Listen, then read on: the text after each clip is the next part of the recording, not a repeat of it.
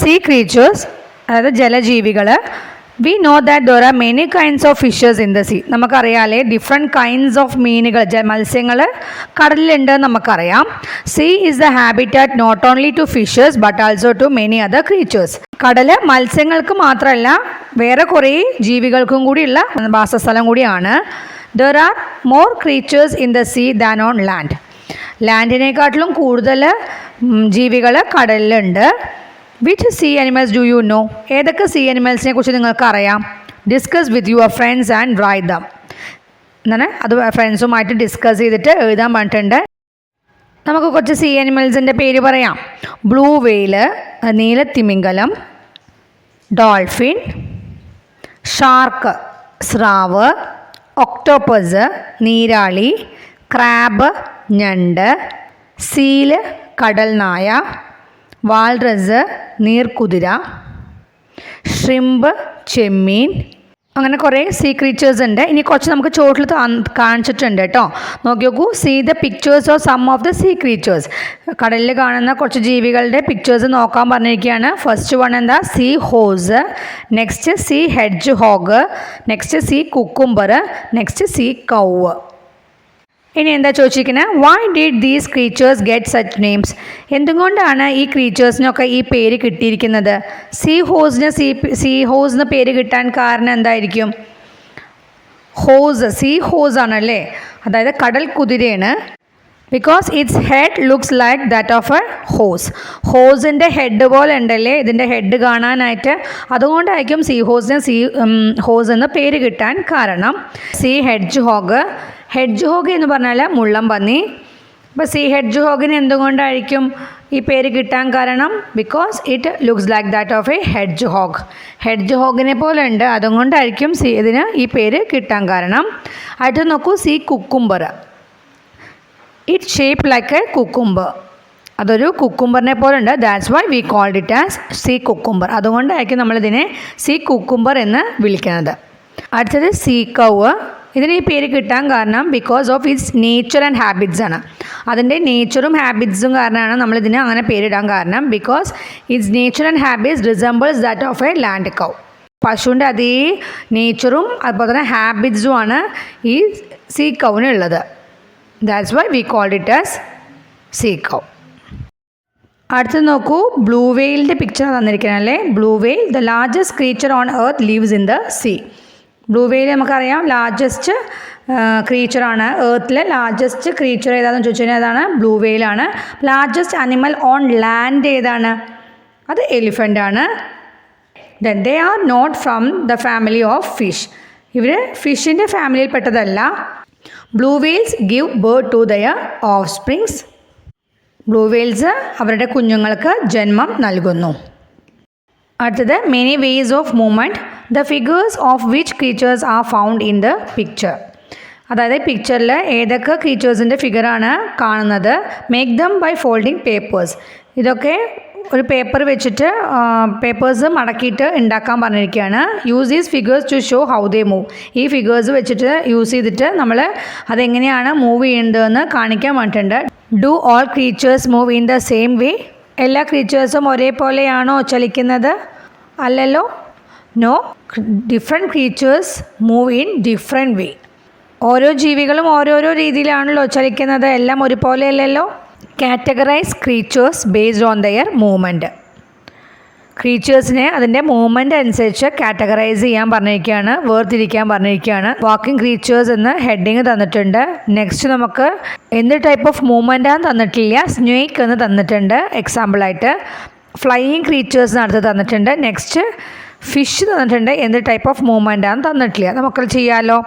Snake എന്താ ചെയ്യുക? Crawling അല്ലേ. അപ്പോൾ ക്രോളിംഗ് ക്രീച്ചേഴ്സ് ഇഴയല്ലേ ചെയ്യുക, അതിനെ പറയുക ക്രോളിംഗ് എന്നാണ്.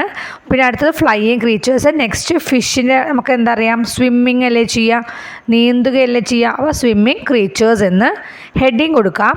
ഇനി നമുക്ക് വാക്കിംഗ് ക്രീച്ചേഴ്സിന് കുറച്ച് എക്സാമ്പിൾസ് പറയാം. Cow, goat, dog, cat, horse, donkey, giraffe, fox, camel, lion, tiger അല്ലേ. ഇതൊക്കെ എക്സാമ്പിൾ അല്ലേ വാക്കിംഗ് ക്രീച്ചേഴ്സിന്. നെക്സ്റ്റ് നമുക്ക് ക്രോളിംഗ് ക്രീച്ചേഴ്സ് നമ്മൾ ഹെഡിങ് കൊടുത്തു അല്ലേ, അതിൽ നമുക്ക് സ്നേക്ക് എന്നൊരു എക്സാമ്പിൾ തന്നിട്ടുണ്ട്. പിന്നെ നമുക്ക് ഏതൊക്കെയാണ് crawling creatures? Snail, worms, lizard അല്ലേ. ലിസാർഡ് എന്ന് പറഞ്ഞാൽ പല്ലി, സ്നെയിൽ എന്ന് പറഞ്ഞാൽ ഒച്ച അറിയാലോ അല്ലേ, വോംസ് എന്ന് പറഞ്ഞാൽ പുഴുക്കൾ, ദെൻ ടോട്ടോയിസ് ആമ, ക്രൊക്കഡൈല് മുതല. ഇതൊക്കെയാണ് ക്രോളിംഗ് ക്രീച്ചേഴ്സിന് എക്സാമ്പിൾസ്. നെക്സ്റ്റ് ഫ്ലൈയിങ് ക്രീച്ചേഴ്സ് നമുക്ക് എഴുതാമല്ലോ. എന്തൊക്കെ എഴുതാം?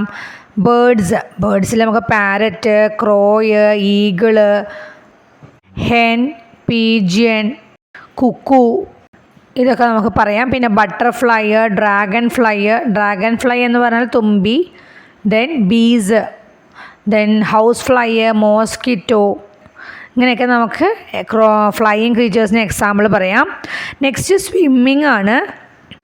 അടുത്തത് സ്വിമ്മിങ്ങിന് നമുക്ക് എക്സാമ്പിൾ ഫിഷ് തന്നിട്ടുണ്ട്. പിന്നെ നമുക്ക് എന്ത് എഴുതാം?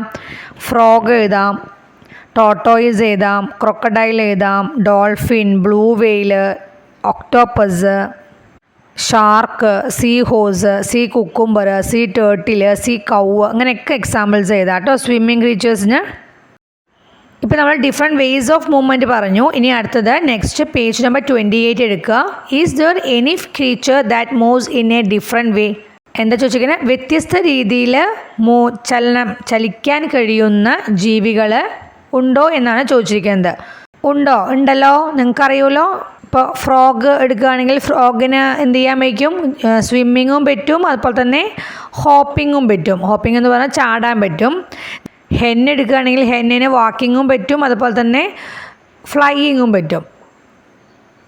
അപ്പോൾ അങ്ങനെ കുറേ ജീവികളുണ്ട് അല്ലേ, ക്രീച്ചേഴ്സ് ഉണ്ട്. അപ്പോൾ നമ്മുടെ ആൻസർ എന്താ വരിക? Yes, there are creatures that moves in a different വേസിൽ മൂവ് ചെയ്യുന്ന ക്രീച്ചേഴ്സ് ഉണ്ട്. Observe the movement of creatures like frogs, grasshoppers etcetera.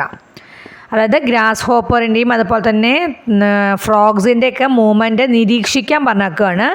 Is there any connection between the body features and the movement of the creature? അതായത് ജീവികളുടെ ശരീര സവിശേഷതകളും അതുപോലെ തന്നെ അതിൻ്റെ ചലനവും തമ്മിൽ വല്ല ബന്ധമുണ്ടോ എന്ന് ചോദിച്ചിരിക്കുകയാണ്.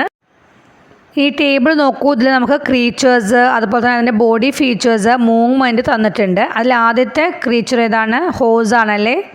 ഹോസിൻ്റെ ബോഡി ഫീച്ചേഴ്സ് നമുക്ക് തന്നിട്ടുണ്ട്. എന്താണ്? 4 legs that bend backwards. 4 കാലുകൾ, അത് പുറകിലോട്ട് മടങ്ങി നിൽക്കുന്ന 4 കാലുകളാണുള്ളത്. ഈ കാലുകൾ ഉള്ളത് കൊണ്ടാണല്ലോ അതിനെ വാക്ക് ചെയ്യാൻ പറ്റുന്നത്. അപ്പോൾ ബോഡി ഫീച്ചേഴ്സും മൂവ്മെൻറ്റും തമ്മിൽ കണക്ഷൻ ഉണ്ടെന്ന് ഇതിൽ തന്നെ മനസ്സിലാവുന്നുണ്ടല്ലേ. പിന്നെ ഈ ബാക്കിലോട്ട് മടങ്ങി നിൽക്കുന്ന കാലുള്ളത് കൊണ്ടാണ് അതിന് എന്ത് ചെയ്യാൻ പറ്റുന്നത്? സ്പീഡിൽ റൺ ചെയ്യാൻ പറ്റുന്നത്. അപ്പോൾ അതാണ് ബോഡി ഫീച്ചേഴ്സും. ഇത് നമുക്ക് മനസ്സിലാക്കാൻ പറ്റും ബോഡി ഫീച്ചറും മൂവ്മെൻറ്റും തമ്മിൽ കണക്ഷൻ ഉണ്ടെന്ന്. ഓക്കെ, അടുത്തത് സ്നേക്കാണ്. എന്താണ് ബോഡി ഫീച്ചർ? എന്താണ് അതിൻ്റെ? It has no legs. അപ്പോൾ പിന്നെ അതെങ്ങനെയായിരിക്കും മൂവ് ചെയ്യുന്നുണ്ടാവുക? It uses entire body for its movement. അതിൻ്റെ ചലനത്തിന് വേണ്ടിയിട്ട് അതിൻ്റെ മൊത്തം ശരീരമാണ് അത് യൂസ് ചെയ്യുന്നത്. അപ്പോൾ മൂവ്മെൻറ്റ് എങ്ങനെയൊക്കെയാണ്? ക്രോൾസും സ്വിംസും ആണ് ചെയ്യുക. ക്രോൾ ചെയ്യുക എന്ന് പറഞ്ഞാൽ എഴയുക, സ്വിം ചെയ്യുക എന്ന് പറഞ്ഞാൽ നീന്തുക. അടുത്തത് പീജിയൻ ആണ്. പീജിയൻ്റെ ബോഡി ഫീച്ചേഴ്സ് എന്ന് പറഞ്ഞാൽ ഇറ്റ് ഹാസ് വിങ്സ് ആണ് അല്ലേ, ചിറകുകളുണ്ട്. ദെൻ ഹാസ് ലെഗ്സും ഉണ്ട്, വിങ്സും ഉണ്ട്. ലെഗ്സ് ഉള്ളതുകൊണ്ട് അതിന് എന്ത് ചെയ്യാൻ പറ്റും? വാക്ക് ചെയ്യും. വിങ്സ് ഉള്ളതുകൊണ്ട് അതിന് എന്ത് ചെയ്യാൻ പറ്റും? ഫ്ലൈ ചെയ്യും. അപ്പോൾ നമുക്ക് മൂവ്മെൻറ്റ് എന്ത് എഴുതാം? വാക്ക് എന്ന് എഴുതാം, ദെൻ ഫ്ലൈ എന്ന് എഴുതാം. അടുത്തത് ഫിഷ് ആണല്ലേ. ഫിഷിൻ്റെ ബോഡി ഫീച്ചേഴ്സ് എന്താണ്? It has tail and fins on both sides. ഇതിനൊരു വാലും അതുപോലെ തന്നെ ചിറകുകളും ഉണ്ട്. അപ്പോൾ അത് 2 സൈഡിലായിട്ട് അല്ലേ, ബോത്ത് സൈഡിൽ. അപ്പോൾ അതാണ് ബോഡി ഫീച്ചർ. അതിന് മൂവ്മെൻറ്റ് എങ്ങനെയാണ്? സ്വിംസ് അല്ലേ. നേരത്തെ ഒരു ചോദ്യം ഉണ്ടായിരുന്നു, is there any connection between the body features and the movement of the creatures? അപ്പോൾ ഈ ടേബിളിൽ നിന്ന് അത് ക്ലിയർ ആയല്ലോ. എന്താ ക്ലിയർ ആയ? യെസ്, അവിടെ കണക്ഷൻ ഉണ്ടോ? ബോഡി ഫീച്ചറും അതുപോലെ തന്നെ മൂവ്മെൻറ്റ് ഓഫ് ദ ക്രീച്ചേഴ്സും തമ്മിൽ വല്ല കണക്ഷൻ ഉണ്ടോ എന്നായിരുന്നു ചോദ്യം. അപ്പോൾ കണക്ഷൻ ഉണ്ടോ? ഉണ്ട്. Yes, there is a connection between the body features and the movement of the creatures. Classes ഇഷ്ടമാവുന്നവർ ലൈക്ക് അടിക്കാൻ മറക്കരുതേ. സബ്സ്ക്രൈബ് ചെയ്യാത്തവർ സബ്സ്ക്രൈബ് ചെയ്യും കൂടി ഒന്ന് വേണേ.